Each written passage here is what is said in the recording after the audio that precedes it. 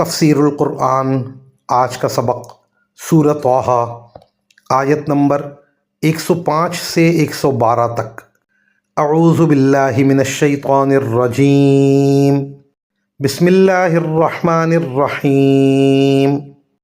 वयस्अलूनका अनिल जिबालि फ़कुल यंसिफुहा रब्बी नस्फ़ा फ़यज़रुहा क़ाअन सफ़सफ़ा ला तरा फ़ीहा इवजन वला अम्ता यौमइज़िन यत्तबिऊन अद्दाइय ला इवज लह वख़शअतिल अस्वातु लिर्रहमानि फ़ला तस्मउ इल्ला हमसा यौमइज़िन ला तन्फ़उ श्शफ़ाअतु इल्ला मन अज़िन लहुर्रहमानु वरज़िय लहू क़ौला यअलमु मा बैन अयदीहिम वमा ख़ल्फ़हुम वला युहीतून बिही इल्मा वअनतिल वुजूहु लिल हय्यिल क़य्यूम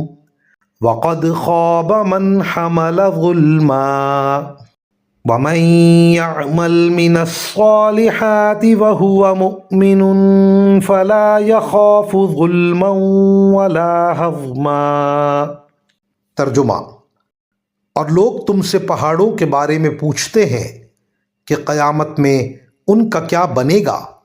जवाब में कह दो कि मेरा परवरदिगार उनको धूल की तरह उड़ा देगा और ज़मीन को ऐसा हमवार चटियल मैदान बनाकर छोड़ेगा कि उसमें तुम्हें ना कोई बल नज़र आएगा ना कोई उभार। उस दिन सब के सब मुनादी के पीछे इस तरह चले आएंगे कि उसके सामने कोई टेढ़ नहीं दिखा सकेंगे और खुदाए रहमान के आगे तमाम आवाज़ें दब कर रह जाएंगी। चुनाचे तुम्हें पाँव की सरसराहट के सिवा कुछ सुनाई नहीं देगा।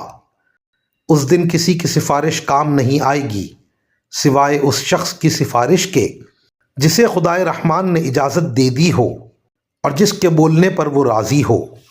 वो लोगों की सारी अगली पिछली बातों को जानता है और वो उसके इल्म का इहाता नहीं कर सकते।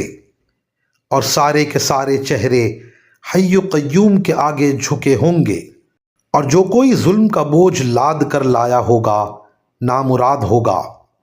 और जिसने नेक अमल किए होंगे जबकि वो मोमिन भी हो तो उसे ना किसी ज़्यादती का अंदेशा होगा ना किसी हक़ तलफ़ी का।